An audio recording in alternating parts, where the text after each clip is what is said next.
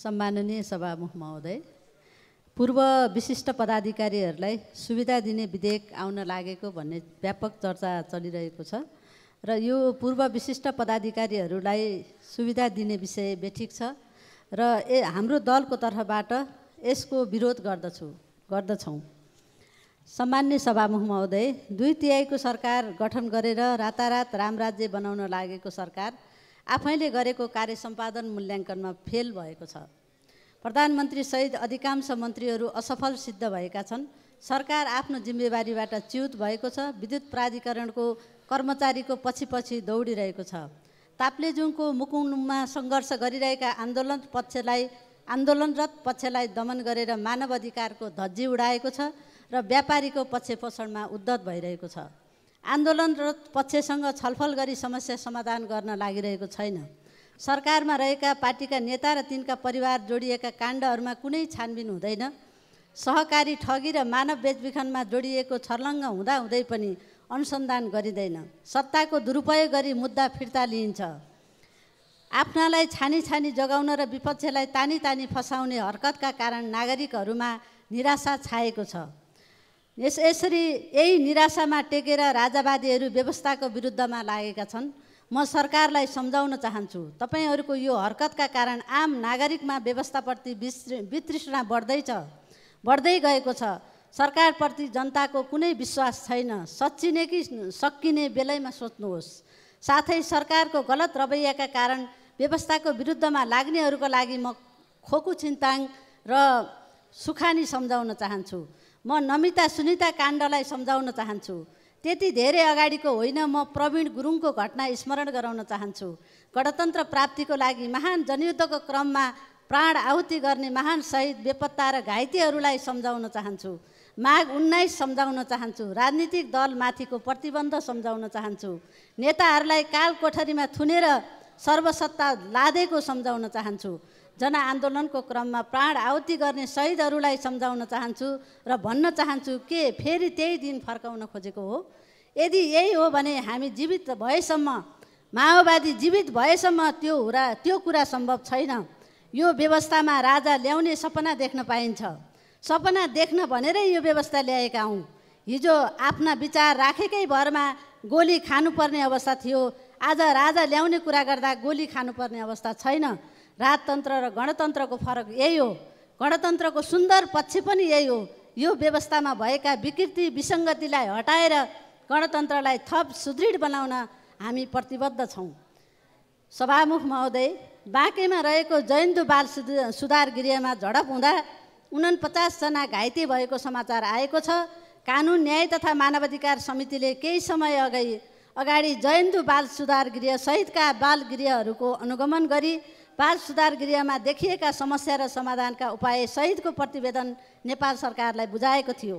नेपालको बाल सुधार गृहमा नाबालक हुँदाको अवस्थामा कसुर गरेका बालबालिकाहरू बालिक हुँदासम्म पनि राख्नुपर्ने कानुनी बाध्यताका कारण बाल सुधार गृहमा पटक झडक भई बाल बन्दीहरूको ज्यान जाने समेत गरेको छ। यसको समाधानको लागि बालिक भएका बाल सुधार गृहका व्यक्तिहरूलाई अलग राख्ने व्यवस्था गर्न कानुनमा सुधार गर्नुपर्ने अवस्था छ। बाल सुधार गृहमा रहेका बालबालिकाको पहुँचमा लागु औषध रहेको छ। यसलाई रोकथाम गर्न सुरक्षा चेक जाँचको प्रभावकारी व्यवस्था गर्न आवश्यक रहेको छ। साथै बाल सुधार गृहमा हतियार सहितको सुरक्षाकर्मी उपस्थित हुन नहुने व्यवस्थाका कारण सुरक्षा चुनौती थपिएको छ। बाल सुधार गृहमा देखिएका समस्या समाधानका लागि कानुन न्याय तथा मानवाधिकार समितिले दिएको प्रतिवेदन समेतका आधारमा आवश्यक कानुनको सुधार, बाल सुधार गृहको व्यवस्थापन, सुरक्षा व्यवस्था, चेक जाँच लगायतका विषयमा सरकारको गम्भीर ध्यान आकर्षण गराउन चाहन्छु। सम्माननीय सभामुख महोदय, नुवाकोट जिल्लाको पासाङ लामु राजमार्ग अन्तर्गत 3 पिप्ले रानीपौवा सडक खण्ड प्रचण्ड सरकारको पालामा बजेट विनियोजन भई हाल निर्माण कार्य भइरहेको छ र तर त्यही राजमार्गको रानीपौवा पिपलटार सडक खण्डको निर्माणका लागि बजेट विनियोजन नहुँदा 10 वर्षदेखि बेलकोटगढी नगरपालिका वडा नम्बर 9, 10, 12, 11, 12, 13 का जनताहरू प्रत्यक्ष र नुवाकोट जिल्लाको पश्चिमी भेगका क्षेत्रका हजारौँ जनता परोक्ष प्रभावित भएका छन्। यो सडक नबन्दा करोडौँको आर्थिक क्षति भइरहेको छ। साँघुरो भए तापनि नियमित रूपमा सयौँ सवारी साधन चलिरहेको सडक डोजर लगाएर भत्काएपछि समयमा नै बनाउनु पर्दैन? यसको बारेमा सरकारले सोच्नु पर्दैन? यस क्षेत्रका बासिन्दाहरू 2 घण्टामा राजधानी आउन सक्ने स्थिति थियो, तर अहिले सदरमुकाम विदुर घुमेर 5-6 घण्टा लगाएर काठमाडौँ आउनुपर्ने बाध्यतामा छन्। खाद्यान्न, तरकारी, दूध, कुखुरा लगायतका व्यवसाय लगायतमा ठुलो मार परिरहेको छ र सरकारको गैर जिम्मेवारीपनका कारण यहाँका जनताले कहिलेसम्म शास्ति बेहोर्नु पर्ने हो? यो सडक कहिले बन्ने हो? म सरकारको जवाफ चाहन्छु। सभामुख महोदय, अहिलेको सरकार चरम पूर्वाग्रही हुँदै गएको छ। नुवाकोट जिल्लामा प्रचण्ड सरकारको पालामा विनियोजन भएका रकम अहिलेको सरकारले कार्यान्वयन गरेको छैन।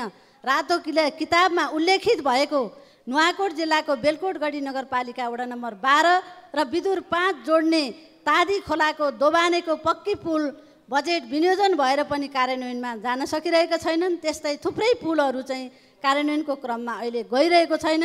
मध्य पहाडी लोक सञ्चार मार्ग अलपत्र अवस्थामा रहेको छ। त्यसै गरी तिनपिप्ले कुमरी कोलपुटार सडक अहिले पनि त्यसको चाहिँ अलपत्र अवस्थामा रहिरहेको छ र म सरकारलाई यो यही बजेटमा बजेट विनियोजन गरेर कार्यान्वयन गर्नका निम्ति सरकारको गम्भीर ध्यान आकर्षण गराउन चाहन्छु। त्यसै गरी मध्य पहाडी लोकमार्गको त्रिशुली खोलादेखि सामरी भर्याङ-गुरुङसम्मको सडक खण्ड अलपत्र अवस्थामा रहिरहेको छ र त्यो मध्य पहाडी लोकमार्ग अन्तर्गतको त्यो खण्डको निर्माण कार्यलाई छिटोभन्दा छिटो अगाडि बढाउनका निमित्त चाहिँ म सरकारको भौतिक मन्त्रालयको सँग किन त्यो काम अगाडि बढ्न सकिरहेको छैन प्रश्न गर्न चाहन्छु।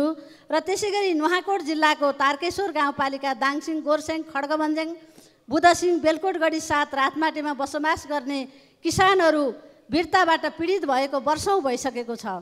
2016 सालमा नै कानुनी रूपमा वीरता उन्मूलन भए तापनि वीरतावालाहरूले छलकपट गरी वीरता जग्गालाई मिलेमतोमा आफ्नो नाममा दर्ता गराई जोत भोग गरेका किसानलाई मोही बनाएका थिए। वीरता उन्मूलन भएपछि आफ्नो नाममा जग्गा कायम हुन्छ भन्ने आशमा बसेका किसानहरूले पटक पटक आन्दोलन गर्दा समेत समस्याको कहिल्यै समाधान भएन। आफूले जोत भोग गरेको जग्गा आफ्नो नाममा समय सकिएको छ, छुट्याउनुस्। सम्माननीय सचिव, एकैछिन मैले सक्न लागिहालेँ। ल्याउन बाउ बाजेले गरेको आन्दोलन छोरा नातिको पुस्तामा सरेको छ, तर पनि त्यहाँ त्यो समस्या समाधान हुन सकिरहेको छैन। त्यसै गरी गुठी जग्गाको समस्या पनि नुवाकोटको विभिन्न ठाउँ लच्याङ, ककनी, ओखरपौवा, कागती गाउँ, ग्याङफेदी लगायतका विभिन्न ठाउँमा गुठी पीडितहरूको समस्या त्यति नै जर्जर रूपमा रहेको छ। सरकारले गुठी विधेयकमा केही ल्याएको छ, तर त्यो किसान पीडितहरूलाई हेरेर होइन, त्यो चाहिँ केही व्यक्तिहरूलाई हेरेर जो चाहिँ विधेयक ल्याएको छ त्यसले समस्याको समाधान हामीले देखिरहेका छैनौँ। त्यसकारणले ती समस्याहरूमा सरकारको गम्भीर ध्यान आकर्षण गराउन चाहन्छु र यसको जवाफ म मन्त्रालय र सम्बन्धित मन्त्रीज्यूहरूसँग र प्रधानमन्त्रीज्यूसँग माग्न चाहन्छु। धन्यवाद। लाल सलाम।